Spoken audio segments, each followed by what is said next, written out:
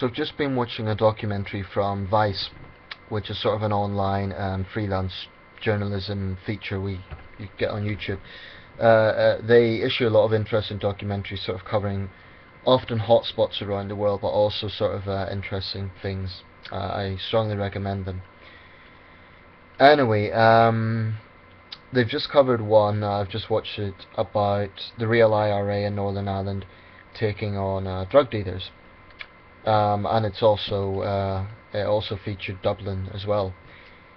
To people around the world who may be watching this, this is in a post-Troubles situation. The Troubles is the name to describe the very complicated sectarian conflict that gripped Northern Ireland for 3 decades, from the 70s through to the early 2000s. And basically Northern Ireland has come a very long way. I'm very proud of how far Northern Ireland has come. You may tell by my accent I am from there originally. I have grown up in England, but I am from Northern Ireland originally, so I'm still interested in what happens there. And I think it's quite tragic that this situation is the way it is, because there are a small group of very extreme people who want Northern Ireland to return to the dark days of the 70s, and I think that's very sad. Anyway, I want to comment a little bit on this documentary I've just watched, and I'll put a link to it in this video. Firstly, from the outset, I want to make it clear I have very little sympathy for drug dealers. They are despicable people, and it is true to say that they cause a lot of harm in society. That goes without saying. But basically what you have here is a group of people who are sort of trying to present themselves as Robin Hood type figures, i.e. they're only defending their community. Now I want to scrutinise that a little bit. Based on a lot of the interviews in this programme and the general sort of outlook, the impression I get is, far from being Robin Hood type figures, they behave much more like a mafia. I do believe they're terrorists, but I believe that term even gives them a propaganda boost. So instead of calling them terrorists, maybe we should just call them what they are, organised criminals. Basically, to me, this is like snakes biting snakes, and I think they're both as despicable as each other. But both are a threat to Northern Ireland. On one hand, drug dealers are despicable. They ruin young lives. Well, I don't need to tell people what they do. It's a problem around the world. But for people who might not know what the Real IRA are, this is a group that broke away from the mainstream IRA after the Good Friday Agreement in 1998, because they didn't believe in peace. They don't want peace. They want Northern Ireland's dark days to continue. Now, regardless of what side of the conflict you're on, in the case of Northern Ireland, almost everyone now agrees that they offer nothing to wider society. I know, well, not personally, but I've come across many Republicans, both in the Republic itself and in Northern Ireland, who want nothing to do with this organisation, because they have finally seen the bigger picture and realised that Northern Ireland, if it ever does go back to the Republic, in the sense that if there's ever a united Ireland, it can only be done by politics. I mean, I'm personally strongly opposed to Scottish independence, but I will give the SNP one thing: they're doing it through peaceful methods. And I would like to challenge the Real IRA to that point. You know, Scottish nationalists make exactly the same claim, that the British have occupied Scotland and etc. And yet they don't see the need for bombs and bullets. I think they're wrong, but I will at least recognise that they don't take the same sort of extreme approach. The way the Real IRA talk, you would think that the evil colonialist British are persecuting the Irish people. This is a massive distortion. It may have been true at one point, and I'm not ignorant as to some of the darker aspects of British rule in Ireland. Not ignorant at all. David Cameron, by the way, has already apologised for some of Britain's role in Northern Ireland. He'd done it, I believe, 2 years ago. So this isn't a case of trying to whitewash British history in Ireland. It's just a case of saying that at this time, in 2014, There's absolutely zero moral argument that these people have.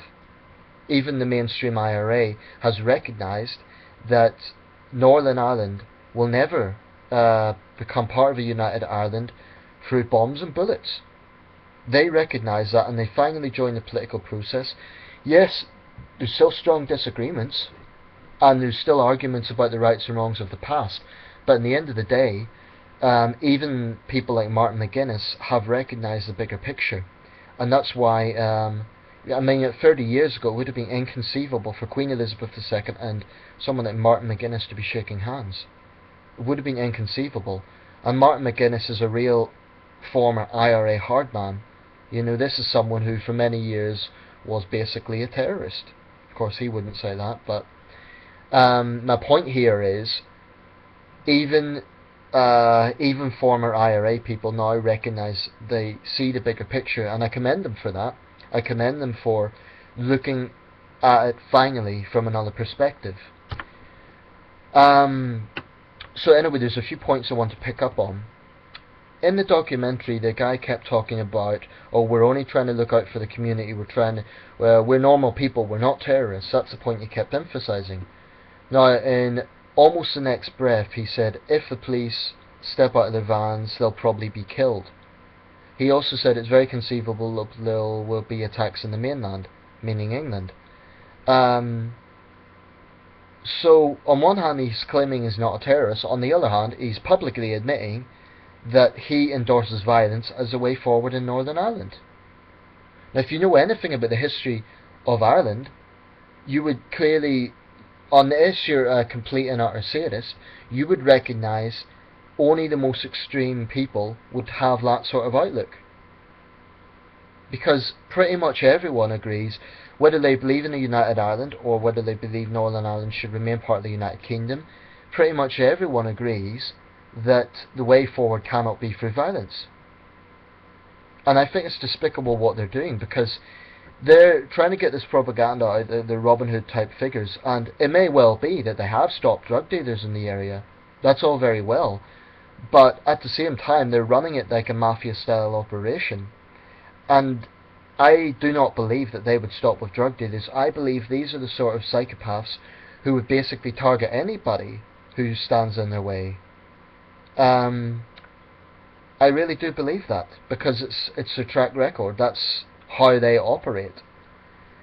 There's also a lot of clear hypocrisy. On one hand, they're saying they have to do it because the police aren't doing their jobs and the police don't care about drug dealers in Northern Ireland. On the other hand, they're saying if the police step out of their vans, they'll be killed. And in recent years, there has been a low-level insurgency, and there has been a number of people killed from the security forces. So they're saying they aren't doing their job, but they're not letting them do their job. That's the point. If let's say the police do have patrols on these drug dealers, make arrests and so on, the second they step out of their van, they are risking their lives. That is the situation they face. So if these people really care about their community, then they would work with the security forces.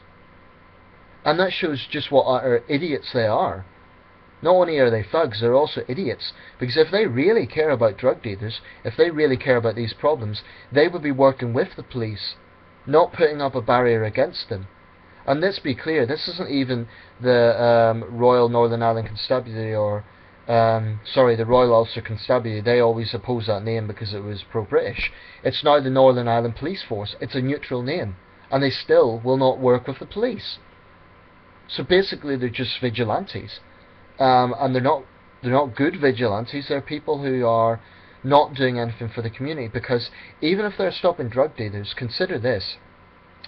They actually have a whole generation of young people, many of them born after 1998, who these hardliners are brainwashing to hate the British and to think that violence is a way forward. There was one young guy interviewed, and he, in every other respect, he looked like a normal young man. He was well spoken. He didn't look like, a street thug. And he was saying, oh yeah, the IRA are good chaps, they're sort of...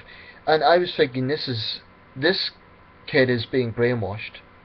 And it made me so angry, because That's what they're doing. They're brainwashing an entire new generation to hate the British and to think that violence is a way forward. And I think that's just utterly tragic.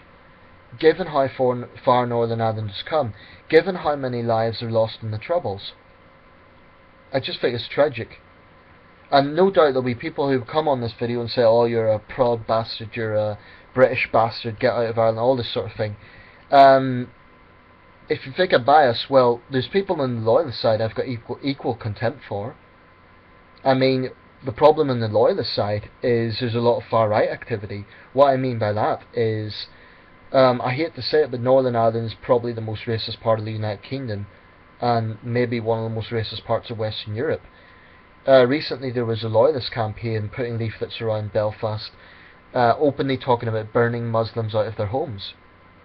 This was, I believe they were affiliated with the organisation known as Britain First. I've talked about them before. They're a far-right bunch of thugs, basically. Talking about burning Muslims out of their homes in Northern Ireland. Now, firstly, Northern Ireland has a very, very small number of Muslims. Secondly, what they're doing is saying that they're all the same, which is just fascism, saying that all Muslims are the same. I.e., because of the actions of some Islamists, they're going to burn all Muslims out of their homes. And it's like a new form of ugly sectarianism in Northern Ireland, except this time it's not between Catholics and Protestants, it's targeting others. And it sickens me.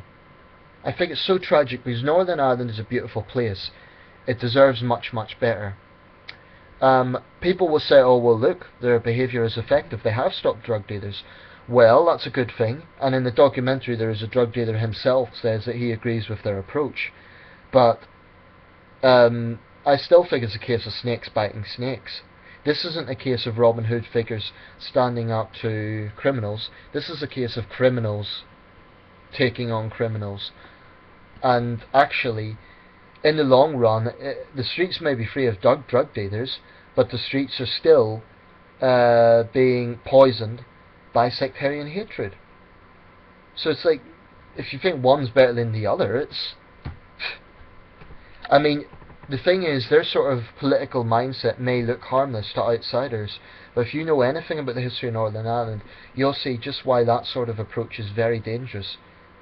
I mean, there may be a hardcore group of about 1,000 of these people, but they are still powerful enough to do significant damage. Now, I have enormous respect for the men and women of the Northern Ireland police force, because they face risks that their colleagues in other parts of the United Kingdom don't face, and it's I really do commend them for their courage. I'm not saying they're perfect, and some of their approaches might need to change. For example, probably the stopping and searching of young hardcore Republicans is probably counterproductive. I cannot understand the logic. The journalist in the video said that might be counterproductive, and I would agree with that. Maybe they need to re-examine that.